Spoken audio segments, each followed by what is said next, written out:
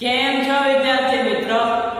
આજે આપણે નામાના મૂળ તત્વોમાં ખાતાવહી ખતવણી ચેપ્ટર છે તેની ચર્ચા કરીશું.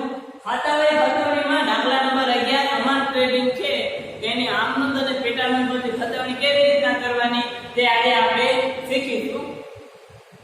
હવે આમનોંધ છે કે આ આમનોંધ અને પેટા નોંધ આપણે અગાઉ ચર્ચા કરી ગયા છે, તો આપણે આજે પેટા નોંધોની ખતવણી કેવી રીતના કરવી તેની ચર્ચા કરીશું. આમનોંધ છે તે તમે તમારી જાતે ઘરે કરવાનું છે. આપણે આજે પેટા નોંધ છે તેના પરથી આપણે ખતવણી કરશું. સર્વપ્રથમ છે ખરીદ ખાતે. તો આપણે અહીંયા ખરીદ ખાતું બનાવ્યું છે. વિદ્યાર્થી મિત્રો, રકમ ને વિગત તમે તારીખ ને જગ્યા નથી એટલે મેં લખી નાખી છે, તમે પણ વ્યવસ્થિત રીતે બનાવજો. તો હવે આપણે જોઈએ ખરીદ ખાતે છે તો આપણે ખરીદ ખાતું બનાવ્યું છે. હવે કુલ ઉધાર ખરીદી કેટલી છે? 1,61,000. તો આપણે અહીંયા 1,61,000 લખીશું. હવે 1,61,000 તો વિગતમાં શું આવશે? ખરીદી બનાવેલી કરીએ લેણદાર બને, તો આપણે અહીંયા લેણદાર ખાતે લખીશું.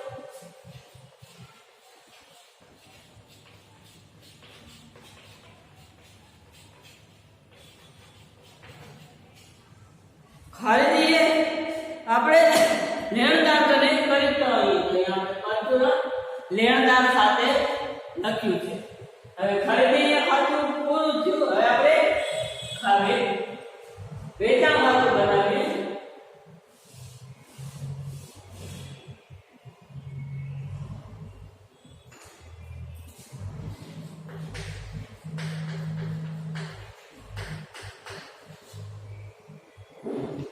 વેચાણ ખાતું વેચાણ કેટલું છે? 1,09,800.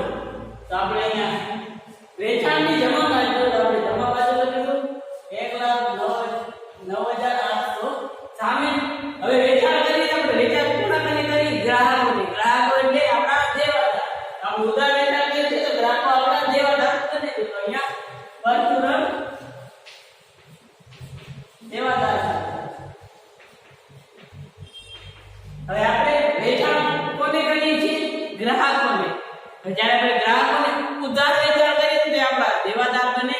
અહીંયા આપણે લખ્યું પરચુરણ દેવાદાર. યાદ રાખજો કુલ રકમ લખવાની હોય છે, બરાબર? કુલ રકમ લખવાની હોય છે. કુલ ઉધાર વેચાણ કરીએ તો 1,09,800. તો આપણે કુલ વેચાણ જમા બાજુ લખીએ 1,980. હવે આપણે વેચાણ કોને કરીએ? ગ્રાહકો. ગ્રાહકો જ્યારે ઉધાર વેચાણ કરવામાં આવે તો તે આપણા દેવાદાર બને છે. એટલે પરચુરણ દેવાદાર સાથે લખ્યું. પછી છે ખરીદ પરત ખાતું.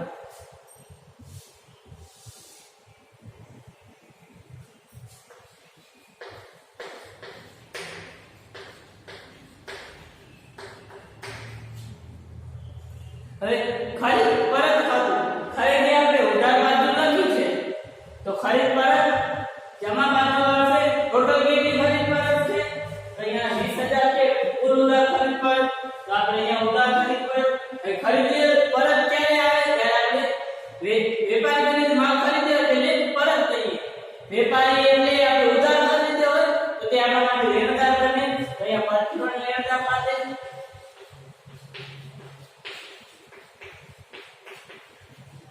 કેટલી 20,000 રકમ છે.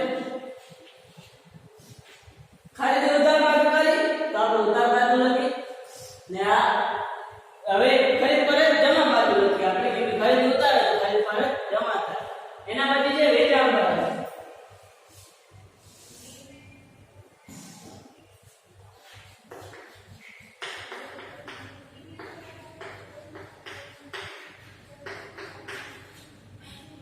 હવે વેચાણ આપણે જમા બાજુ લખી તો વેચાણ પરત ઉધાર બાજુ. વેચાણ આપણે કોને કરીએ? ગ્રાહકોને. ઉધાર વેચાણ તો દેવાદાર ખાતે આવશે.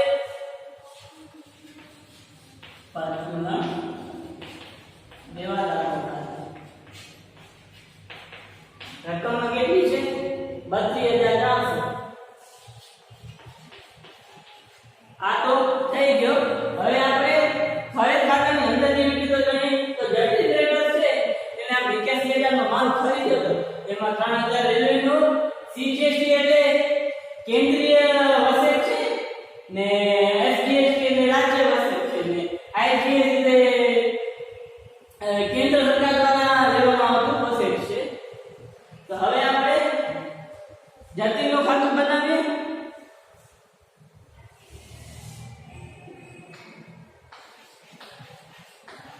જતીન ટ્રેડર્સ ખાતે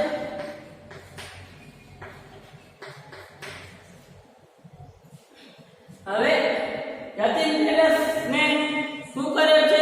ખરીદી કરી છે.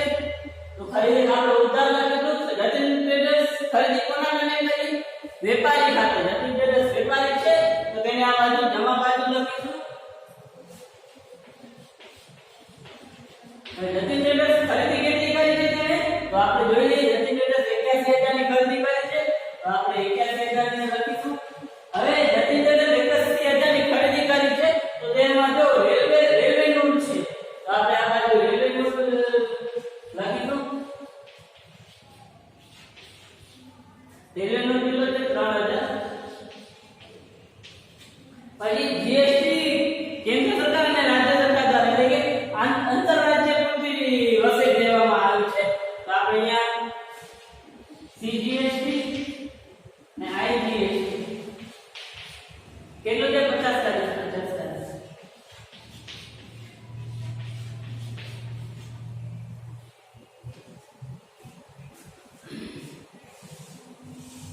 પછી છે વિનોદ ટ્રેડર્સ.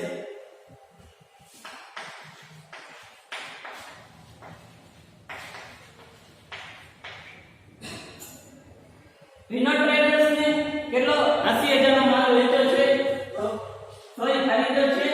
અહીંયા ખરીદ ખાતે 80000.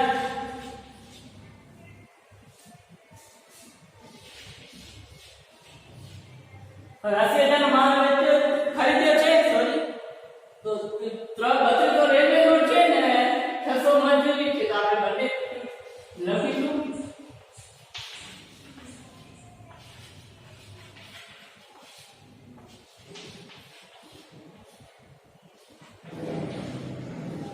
તેમણે આંતરરાજ્ય જીએસટી કેન્દ્ર સરકાર દ્વારા જે લેવામાં આવે છે આઈજીએસટી લખ્યું છે તો આપણે તે કરીશું. હવે જો ખરીદી હતી તે આપણા ખરીદી કોના ને વેપારી ખાતે છે તો વેપારી વિનોદનું ને જતીનનું ખાતું બનાવ્યું. આ ખરીદ ખાતામાં લેણદારનું ખાતું ઉધાર બાજુ ભરેલું હતું તો લેણદારનું જ્યારે ખાતું બનાવ્યું તો તેનું જમા ખાતું બનશે. ખરીદ ખાતાના જે વિનોદ ખરીદી એટલે મજૂરી ને જે વસેક લાગે તે વસ્તુઓની સેવા તેની નોંધ કરી. વિનોદમાં પણ એવી જ રીતના કર્યું. પછી છે વેચાણમાં રાજ્ય ટ્રેડિંગ કંપની ખાતે.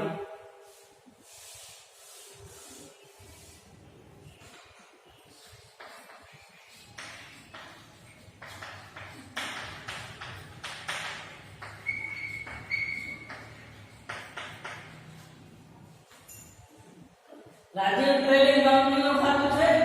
રાજ્ય ટ્રેડિંગ કંપનીને આપણે વેચાણ કર્યું છે. વેચાણ કરી દો તો આપણે વેચાણમાં ઉધાર બાજુ બનાવી છે તો શું લખ્યું? દેવાદાર ખાતે. તો જ્યારે વેચાણ કરતા હતા તો દેવાદાર ખાતાને જમા બાજુ લીધું હતું તો હવે જ્યારે દેવાદારનું ખાતું બનાવશું તો તેને ઉધાર બાજુ લખીશું. તો આપણે આ બાજુ લખીશું. તો વેચાણ કેટલું કરાવે રાજ્ય ટ્રેડિંગને? 64800. તો સામે અહીંયા લખીશું વેચાણ ખાતે 64800. પછી એમાં જો રેલવે નોટ મજૂરી પણ છે તો આપણે રેલવે નોટ લખીશું. મજૂરી અને સીજીએસટી ને આંતરરાજ્ય પૂરતી જે કેન્દ્ર અને રાજ્ય સરકાર બંને દ્વારા લેવામાં આવે છે તો એ પણ લેશું.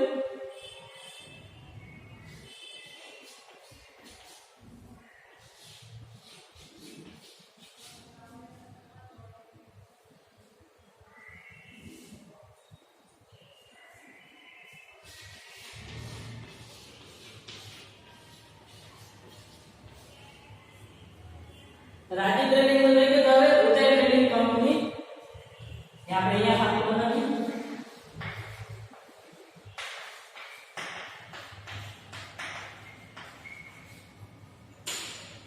ઉદય ટ્રેડિંગ કંપની તેને આપણે કેટલું વેચાણ કર્યું છે? 45000. તો અહીંયા વેચાણ ખાતે 45000. પછી જો રેલવે નોટ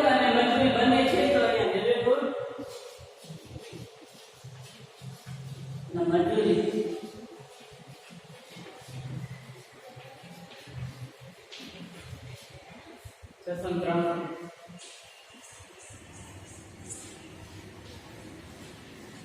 અને કેન્દ્ર સરકાર દ્વારા જે આંતરરાજ્ય પૂર્તિ લેવામાં આવે કર છે તે છે 5508 રૂપિયા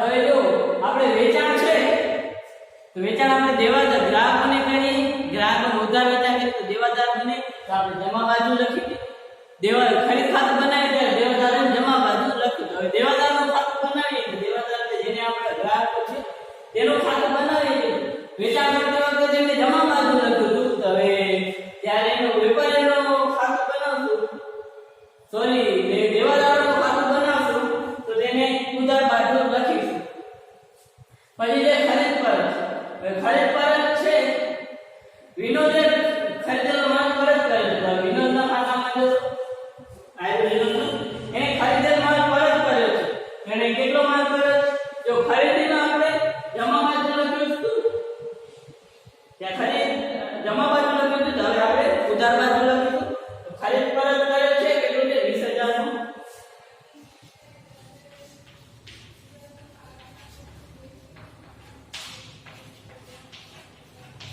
પછી ખરીદેલ માલ પરત કર્યો તેમણે રેલવેનું અને જીએમ ચૂકવ્યું છે રેલવેનું મજૂરી ને કરવેરા એ પણ રિટર્ન મળશે તો આપણે એવી રીતના મળશે તો રેલવેનું કેટલું છે 1000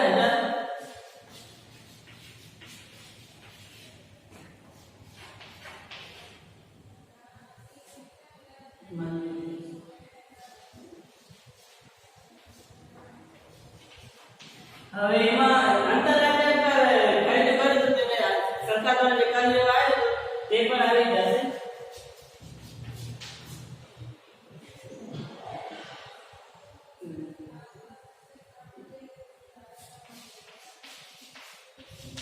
પછી છે વેચાણ પર રાજ્ય ટ્રેડિંગ ખાતે રાજ્ય ટ્રેડિંગ નો 64500 માં વેચાણ કરે તો વેચાણ પરત આવશે તો રાજ્ય ટ્રેડિંગ નો ઉધાર બાજુ લખ્યો તો વેચાણ કરતી સમય હવે આ બાજુ જમા લખશું વિગતમાં વેચાણ પરત ખાતે રાજ્ય કેટલાનો માલ પરત કરે છે 32400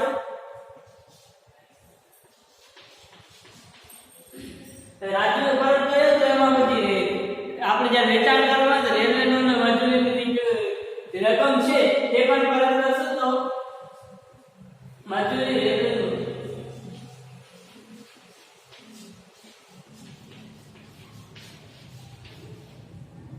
કેટલી મજૂરી કેટલી છે 200 મજૂરી છે તો 200 રેલવેનું તો જે વેચાણ કરે તો વેચાણ કરતી કરવેરો હતો તે પણ રિટર્ન કરશે તો 1965 સીજીએસટી ને એસજીએસટી આંતરરાજ્ય પૂર્તિ સરકાર દ્વારા લેવામાં આવે છે તે કર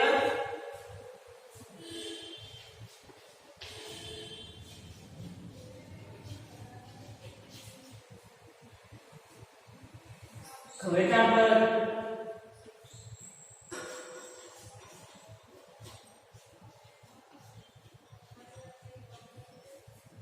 આ બધા વેચાણના ખાતા બની ગયા છે હવે આપણે આ ખાતાને ભૂસાવી ને બાકીના જે આંતરરાજ્ય પૂર્તિ ને જે ખાતા છે કરવેરાના તે ખાતા બને છે તો એટલે આપણે ભૂસાવી લઈએ આપણે આગળ ખરીદી પરત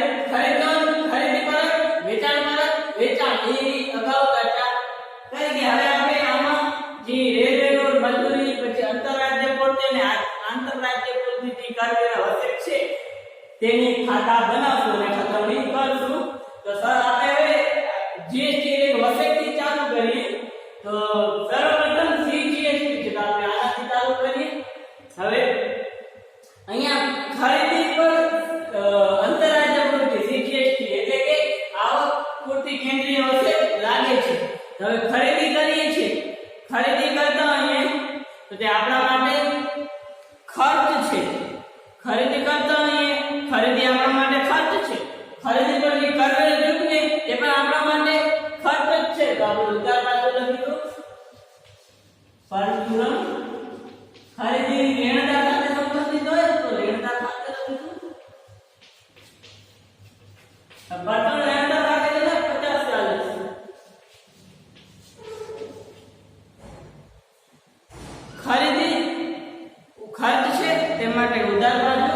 તો ખરીદી ઉધાર બાજુ લખી.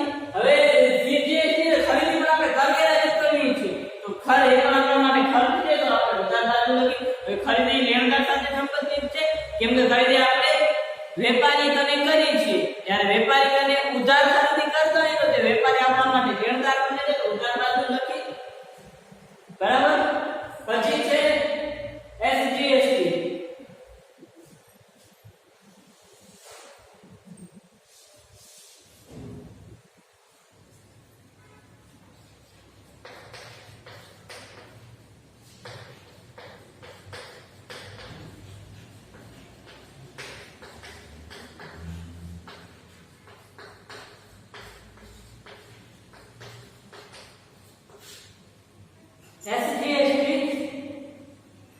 હવે સીજીએસટી કેન્દ્ર સરકાર દ્વારા લેવામાં આવે છે તો એસજીએસટી રાજ્ય દ્વારા બે અડધો અડધો લે છે. તો આપણે અગાઉ ચર્ચા કરી કે પક્ષના લેણદાર અગાઉ ખરીદની નોંધ કરી તેના હિસાબથી આવશે.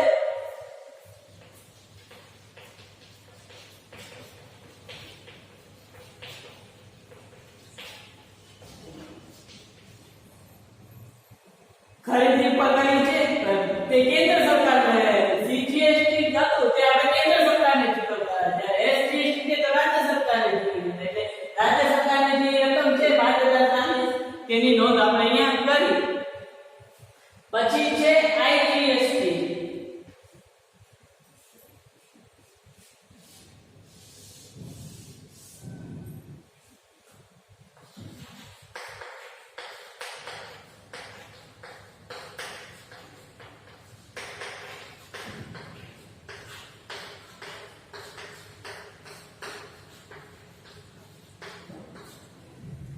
હવે આપણે જે સીજીએસટી ને એસજીએસટી છે એ કેન્દ્ર અને રાજ્ય બંને દ્વારા લેવામાં આવે છે ત્યારે આઈજીએસટી છે ફક્ત કેન્દ્ર સરકાર દ્વારા લેવામાં આવે છે. હવે ખરીદી પર આપણે આઈજીએસટી ચૂકવી છે તો અહીંયા લખીશું પાછળ લેણદાર સોરી દેવાદાર લેણદાર સાથે લેણદાર એટલે આપણે ખરીદી પર આઈજીએસટી ચૂકવી છે તો અહીંયા ખરીદી પર આઈજીએસટી ચૂકવીશું. કેટલી ચૂકવી છે 1,56,000 રૂપિયા એ આપણે અહીંયા લખી. હવે ખરીદીના કર વસેટ પૂરો થઈ ગયો. હવે આપણે વેચાણનો વસેટ જોઈએ તો હવે વેચાણના વસેટમાં ખરીદીમાં આપણે જાવક પૂર્તિ લખતા હતા તો સોરી ખરીદીમાં આવક પૂર્તિ લખતા હતા તો વેચાણમાં જાવક પૂર્તિ લખશું.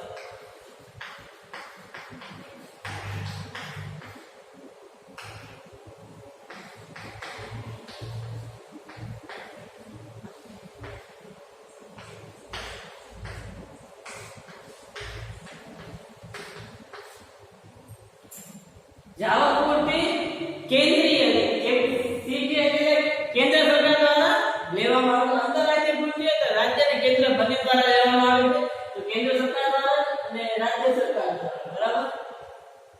તો વેચાણમાં ત્રણ હવે જો વેચાણ આપણે ખરીદીમાં આપણે ખર્ચ કરવેરા ચૂકવીએ છીએ તો આપણા માટે ખર્ચ છે કેમ કે આપણે ખરીદી પણ ચૂકવીએ છીએ.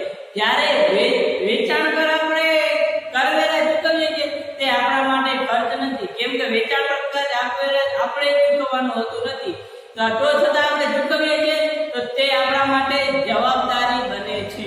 વેચાણ પર જ્યારે આપણે કરવેરો ચૂકવીએ તો તે આપણા માટે જવાબદારી બને છે. હવે એની જમા બાજુ લખું ખરીદીમાં ઉધાર બાજુ લખ્યું હતું કેમ કે તે આપણે ખર્ચ છે આપણા માટે એટલે આપણે ઉધાર બાજુ લખ્યું. પણ હવે વેચાણમાં જ્યારે આપણે ચૂકવીએ છીએ તો તે આપણા માટે જવાબદારી છે તો જ્યારે આપણે વેચાણની રકમ મળશે તો તેના માટે ઉધાર કરી નાખશું.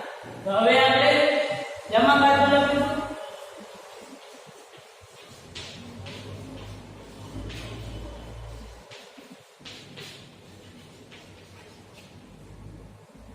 કેટલું છે વેચાણમાં 3,936. હવે જો આપણે ખરીદી પર જ્યારે કરવેરા ચૂકવીએ તો આપણા માટે ખર્ચ છે તો આપણે ઉધાર બાજુ લખ્યું. હવે જ્યારે વેચાણ પર આપણે કરવેરા ચૂકવીએ તો તે આપણા માટે ખર્ચ નથી તે આપણા માટે જવાબદારી છે તો જવાબદારી છે એટલા માટે આપણે જમા બાજુ લખ્યું. હવે આ કેન્દ્ર સરકાર દ્વારા લેવામાં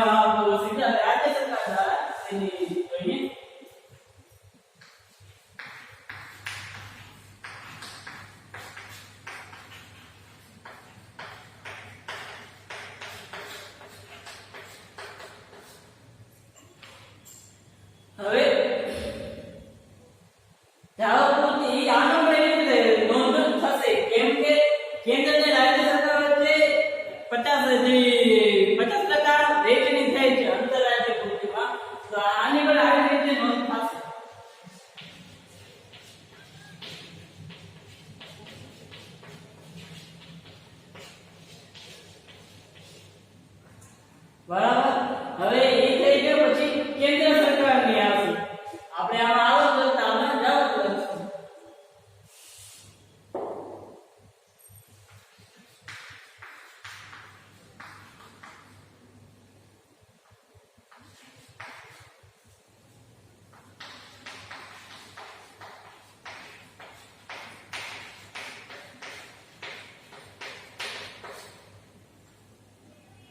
હવે વેચાણમાં આવી રીતના નોંધ થશે, કેમ કે વેચાણ જેમ આપણે વસ્તુ કે સેવા ચૂકવીએ છીએ તે આપણા માટે જવાબદારી છે, તો જમા બાજુ થશે પરચુરણ દેવાદાર.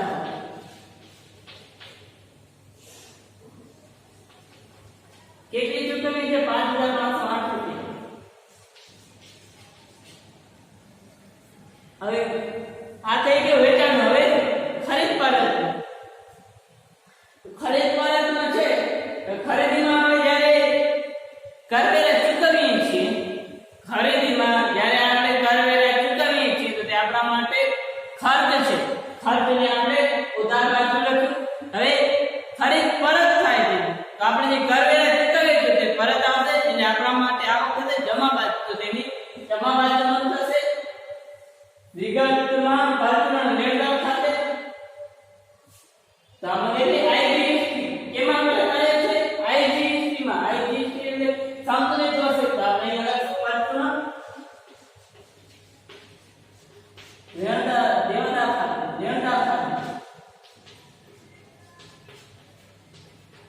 જો જ્યારે આપણે ખરીદી કરીએ છીએ ત્યારે વસેટ રૂપિયા તો આપણા માટે ખર્ચ થાય છે. હવે આપણે ખરીદી પરત કરીએ ત્યારે ખર્ચ થાય છે તો આપણે ઉધાર બાજુ લખીશું. તો ખરીદી પરત કરશું તો જમા બાજુ લખીશું. રકમ માંગીએ તો જે 2544 રકમ આવી આ થઈ ગયો. હવે વેચાણ પરત. વેચાણ પરતમાં રાજન ટ્રેડર્સ નું છે, તેણે વેચાણમાં પરત જવાબદારી હતી તો આપણે જમા બાજુ લખી હતી વેચાણ પરતમાં. તો આપણે ઉધાર બાજુ લખીશું. સામેની વિગતમાં વેચાણ પરત અંતરરાજ્યનો પરત છે, એટલે સીજીએસટી ને એસજીએસટી. આપણે જમા બાજુ લખીશું તો ઉધાર બાજુ લખશું પરચુરણ દેવાદાર. પરચુરણ દેવાદાર ખાતે કેટલાનો છે? આયો 1962. બંનેમાં લખેલું, કેમ કે બંનેને પરત કેન્દ્ર અને રાજ્ય સરકારનું બંનેનું વેચાણમાં પરત આવે છે તેના.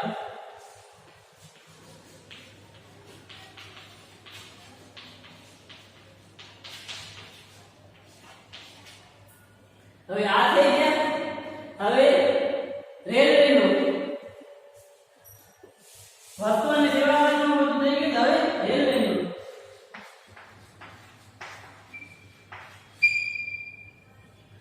રેલવેનું રેલવેનું આપણા માટે ખર્ચ છે. રેલવેનું આપણા માટે ખર્ચ છે. તો ખર્ચ ઉધાર આપણે ખરીદી પર રેલવેનું ચૂકવ્યું છે.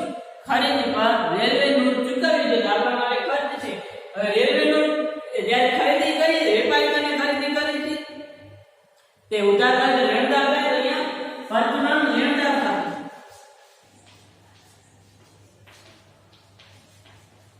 પરચુરણ લેણદાર થાય કેટલું રેલવેનું છે? 6200. હવે આપણે ખરીદી પર રેલવેનું કર્યું છે તો અહીંયા આપણે કાઉન્સમાં લખી નાખશું ખરીદ ખાતું. કેમ કે ખરીદી પર રેલવેનું કર્યું છે, બરાબર. પછી મજૂરી.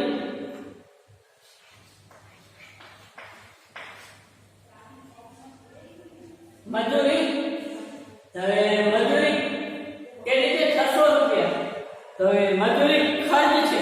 ખર્ચની ઉધાર બાજુ આપે જ્યારે ખરીદી પર કર્યો છે તો અહીંયા પરચુરણ લેણદાર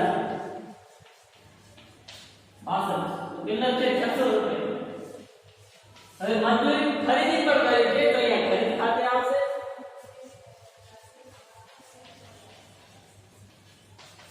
કેમ કે ખરીદી પર કરી છે. હવે આ થઈ ગયો ખરીદ ખાતાનું. હવે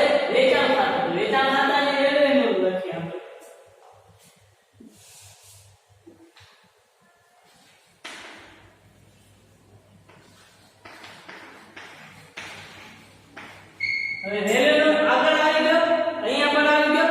તમને વિચાર થતો હશે બે બે રેલવે નોટ કેમ? હવે આ બાજુ જે ફેડરલ રેલવે નોટ લખો તે ખરીદીને લખતા બે અલગ કેમ બનાવે? જો ખરીદીને લખતા તો ખર્ચ છે તો એ ઉધાર બાજુ થશે, પરંતુ અહીંયા વેચાણને લગતો રેલવે નોટ છે તો વેચાણને લગતો રેલવે નોટ આપણા માટે જવાબદારી છે, જેની જમા બાજુ આવશે બાજુમાં દેવાદાર. કેટલો રેલવે નોટ છે? 1100.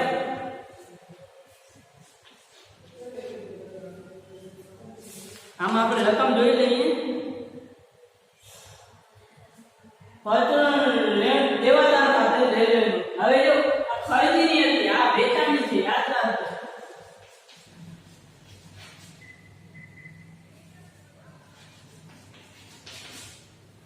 આ રેલવે નોટ છે એ ખરીદીની હતી ને આ વેચાણની છે.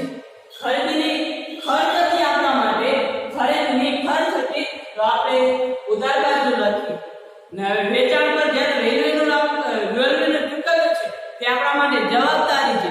જવાબદારી છે તો જમા બાજુ લખી. હવે ખરીદ પર બરાબર તો એમાં રેલવે નોટ છે. જો ખરીદ જ્યારે ખરીદી કરતા તો ત્યારે રેલવે નોટ ચૂકવ્યું છે આપણા માટે ખર્ચ છે. હવે તે રેલવે નોટ પરત આવે છે, અહીંયા જમા બાજુ લખવું પડતું લેણદાર આજાદ. હવે જ્યારે ખરીદીમાં ઉધાર બાજુ લખ્યું હતું તો આમાં જમા બાજુ લખ્યું બરાબર. હવે વેચાણ પરત ખાતે આમાં શું થોડી મજૂરી પણ છે, જો મજૂરી પણ પરત આવી છે તો ખરીદીમાં મજૂરી ઉધાર બાજુ લખી હતી તો આમાં જમા બાજુ લખ્યું પરચુરણ લેણદાર.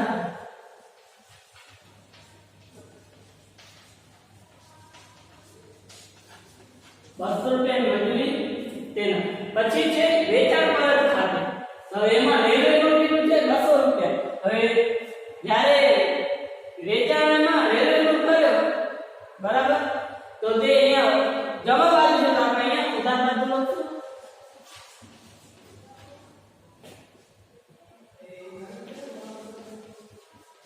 કેટલું છે? પરચુરણ દેવાદાર ₹200. હવે રેલવે નોટ છે આપણે જમા બાજુ લખી હતી તો હવે પરત આવે છે તો ઉધાર બાજુ કરશું. હવે પછી છે મજૂરી વેચાણ પરત. હવે મજૂરી અહીંયા લખશું વેચાણ મજૂરી. હવે મજૂરી વેચાણ મુજબ છે. હવે મજૂરી વેચાણમાં રહ્યું છે તો આપણે હવે કરીએ તો મજૂરી વેચાણમાં કેટલી છે? ₹600. બરાબર. જ્યારે ખરીદી કરીએ છીએ તો મજૂરીમાં આપણા માટે ખર્ચ છે તો આપણે ઉધાર બાજુ લખી હતી. હવે અહીંયા વેચાણ કરીએ છીએ તો મજૂરી આપણા માટે જવાબદારી છે તો આપણે જમા બાજુ લખીશું પરચુરણ દેવાદાર. હવે જ્યારે આપણે ખરીદી કરીએ મજૂરી ચૂકવીએ તો તે આપણા માટે ખર્ચ છે, પરંતુ જ્યારે વેચાણ કરીએ અને મજૂરી ચૂકવીએ તો તે આપણા માટે જવાબદારી છે. જવાબદારી જમા બાજુ લખી. હવે જ્યારે જમા બાજુ લખી તો પછી આ મજૂરી વેચાણ પરતમાં છે તો તે ઉધાર બાજુ લખી, કેમ કે વેચાણ વખતે જમા બાજુ લખી તો આ વખતે ઉધાર બાજુ લખીશું પરચુરણ દેવાદાર. રકમમાં 150.